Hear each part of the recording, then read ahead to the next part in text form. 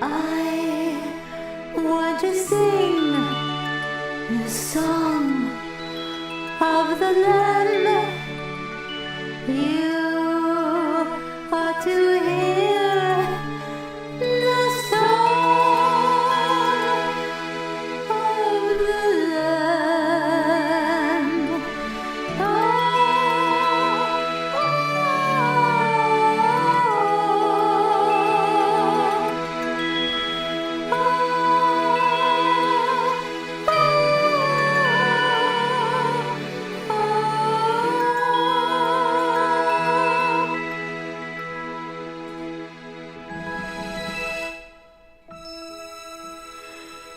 Love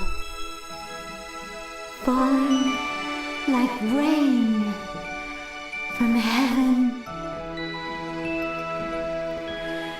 Joy filling the hearts of men.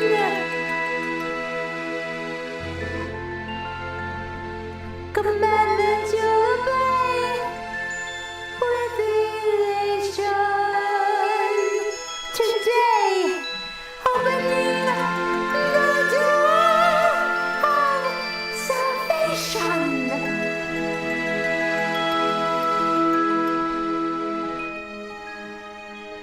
Oh, his tears for us fall. Listen in your heart for his call. He loves you, he wants you, he waits for your cry. On the cross for us he did die.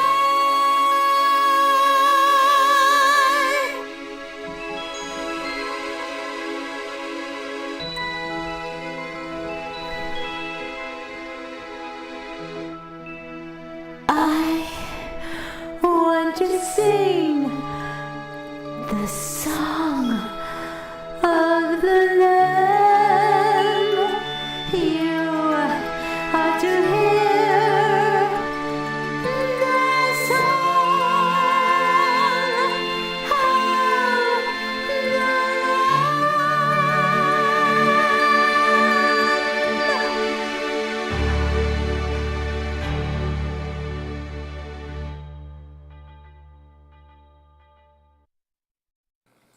Hello, my name is Kurt Matson. The program is called On the Path. You just heard the beautiful music of my deceased wife Erica, who went to join the Celestial Choir some 6 years past. However, she has been preceding these messages on this program for now going on 14 years, ever since we started it back in the early 2000s. So it's her music has been out there, it's been heard by millions, and I have many letters of praise and commentary about that music in my files. Because of the beautiful gift that God gave her, I always insist that it precede my messages, by the way. And if you'd like to know more about this ministry, it's called MatsonMinistries.com, On the Path. You can bring that website up, MatsonMinistries.com, and there you'll find all pertinent information. And we have at the moment some 14 internet broadcasts. That's worldwide exposure. Started out with just one program a week in Harrison, Arkansas, a long time ago, as I say, 14 years. And we went from there to various radio stations and adding in, finally we put it on the internet when that became the way to do things. And also shortwave radio. We have 2 broadcasts weekly at the moment that cover a population base of, they say, at least 500 million people in East and West Africa. And I do get handwritten letters from folks in those areas every month. So that's the nice thing about shortwave, by the way, is a little point of education, if you're not aware of it, is that it can be received in any kind of situation. Government control has nothing to do with internet. You can have your radio and your internet. That is your shortwave reception factor in a little grass hut or mud hut or whatever. It doesn't matter wherever it is.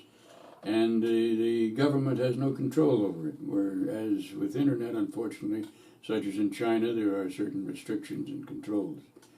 But that's the beautiful thing about shortwave, so that's why we're reaching so many in the African area. Now, my message today has to do with a rather unusual topic. It's about the Maccabees. This is a factor, a group of people that very few Christians even know about. He raised up 175 BC is when the Maccabees became known. The first and second book of Maccabees is found in the Catholic Bible. And that's where you will discover the primary historic record of this incredible family. Not to be found in the Jewish and Protestant canons, unfortunately, simply because they are considered apocryphal books. However, nevertheless, their historical significance is almost beyond measure in providing information about the accomplishments of the Maccabees that were virtually monumental, even managing to establish a revived independent Jewish state lasting over 3/4 of a century. Again, most Christians know nothing about that. Very few Christians, as I said, have even heard of the Maccabees, and that is a shame, because if the Maccabees had not been raised up by God to combat the ambitions of the Greek Seleucid Empire, all that was Israelite or Jewish in the Judean area would have been actually destroyed, eliminated. Their customs, laws, and including the Old Testament biblical record, the entire Old Testament, the entire scriptures of the time. That's Genesis through Malachi, as well as the focal point of worship in Jerusalem, the temple. That too would have been destroyed. Well, Herod the Great would not have rebuilt the temple, which was even more magnificent than the original built by King Solomon, interestingly. He did that during the Roman era, a little bit later. And that's where Jesus and his disciples walked and talked and preached. Indeed, there would have been no need for a temple in a pagan, completely Hellenized or Greek society if the Greeks had had their way. It would have been gone. And the Messiah or Christ would not have been expected or welcomed in that society, because no one would have known who the Messiah even was. The knowledge would have been taken away by the Greeks. The whole purpose for the existence of Jerusalem would have been eliminated, something God would not permit, because it was his holy city, as many scriptures point out. Though Jerusalem has suffered several invasions over its long life, its holy temple, completely destroyed by Nebuchadnezzar in 586 BC and again in 70 AD by the Romans, it has always been rebuilt and resettled, even now having become the capital of the miraculously revived nation of Israel. From a biblical perspective, according to Joel 3:20, there will always be a Jerusalem, quote, through all generations, unquote. Even to be found in the New World of Revelations 21, verse 20, that describes the holy city, the New Jerusalem, coming down out of heaven from God, unquote. But it was from this present world's Jerusalem that God's plan of salvation for the whole world was launched through his Son, Jesus Christ, who shed his holy blood to death to compensate for the sins of all mankind and to provide forgiveness and eternal life for all those who would look upon him in acceptance and belief. In order for this, the most important moment in all history, to occur, for the Messiah, Jesus Christ, to arrive on the planet, the Jewish religion their scriptures, the temple, and the city of Jerusalem all had to be intact, in readiness for the incarnation of God's Son, who was, by the way, physically a Jew, thoroughly indoctrinated in the Israelite and Jewish religion. It all had to be in place, and the amazing Maccabees were raised up by God to ensure that it would be. Otherwise, as I said, the Greeks would have eliminated it. To provide the proper setting for our Maccabean story, we must make mention of one of history's most amazing military geniuses and conquerors. That's Alexander the Great, who between the year 336 and 323 BC and the youthful age of 22 and 33, between 22 and 33, just a few years, he miraculously conquered most of the known civilized world from India through Persia, Syria, the Holy Lands, and down into and including Egypt. At the height of his career, Alexander abruptly died of malaria, leaving no immediate successors, and his generals literally fought among themselves for rulership over his massive empire that he left behind, which ultimately was divided into three segments. The middle part, including the Judean or Palestinian area, is the geographical focal point of this message. It was Alexander's vision to conquer the world and make it Greek, or to Hellenize it. The generals following him continued this goal, even while fighting amongst themselves for supremacy. The goal that took on a particularly sinister aspect under the rule of Antiochus Epiphanes, shortly after becoming king in 175 BC. Now, in his fervor to Hellenize Jerusalem, especially, he made all Jewish religious observances illegal, and in fact even punishable by death. Never before in Israelite history, including the conquest of the Assyrians and the Babylonians, had such a complete attempt to eliminate all that was Jewish taken place, making this history's first total religious persecution, including amazingly cruel acts such as the diabolical slaughter of many thousands of religious Jews on the Sabbath day, when they refused to retaliate, to defend themselves. First Maccabees 2:38 states, soldiers attacked them on the Sabbath. They died with their wives, their children, their cattle, to the number of thousands of persons, unquote. It is in the second chapter of First Maccabees, during the terrible time of persecution in the village of Modin, not far from Jerusalem, that an official of King Antiochus attempted to force the people to honor and worship their pagan Greek gods.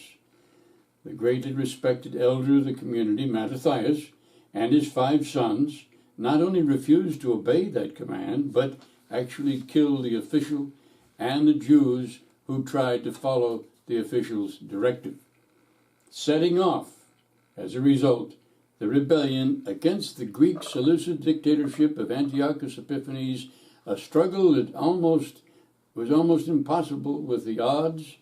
However, it lasted for 25 years, and it was indeed the courage of the elderly Mattathias that began this elongated war and carried on by his equally courageous sons after his death.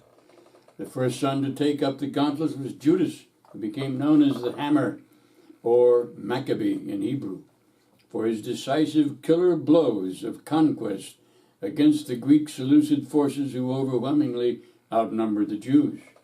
It began as a guerrilla war against the Greeks with well-timed attacks from their mountain hideouts.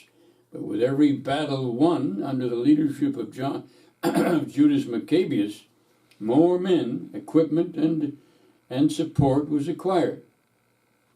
And every battle waged by Judas was given over completely to God's guidance and direction. They relied totally on God for assistance. For example, prior to one of his many battles, 1 Maccabees 3:18 and 19 record the speech of Judas to his men as they faced impossible numbers. Quote, "In the sight of heaven," that is God, "there is no difference between deliverance by many or by few. For victory in war does not depend upon the size of the army, but on the strength that comes from heaven," God. Verse 22, "He himself will crush them before us, so do not be afraid," unquote. In the battle that followed, the enemy was indeed crushed. And by the way, the Jews at that stage, for hundreds of years in fact, did not want to pronounce the name of God. They didn't want to say it. So they used a substitute term, as in this case, heaven, as translated by the translators. But they didn't say the name Yahweh that was later added by translators. Actually, the original name of God was unpronounceable. It was only consonants. And they had to add a couple of vowels to make it so you could say it. And that came out Yahweh. Well, the first and second Maccabees are ongoing narratives of the many battles fought and mostly won by Judas Maccabeus and his brothers, Jonathan and Simon, while continually relying completely on the God of Israel for assistance. Before Judas's death in 164 BC, he recaptured Jerusalem, restored the old order in the temple. He cleansed it of desecration, where a statue of Zeus had been placed. Pigs had been sacrificed on the altar, and for the Jewish people, you can imagine how terribly insulting that was. And despicable and immoral acts, in fact, had occurred within the temple. The altar was rebuilt, and once again sacrifices were offered as in former times, according to Mosaic law. This joyous occasion was honored with 8 days of celebration, which became known as the Feast of Hanukkah, or dedication, still celebrated today by religious Jews. That's according to 1 Maccabees 4, 56 and 59. By the way, one of the miraculous elements of that 8 days happened to be a lamp that refused to go out. There was not enough oil. It was supposed to burn out in a day, but it lasted 8 days. And that was God's intervention. He provided that. So he wanted it to last 8 days, and it did. Following the leadership of Judas Maccabeus was his brother Jonathan and then Simon, who became high priest, and who finally brought about complete victory and independence, reestablishing the kingdom of Judah in 143 BC.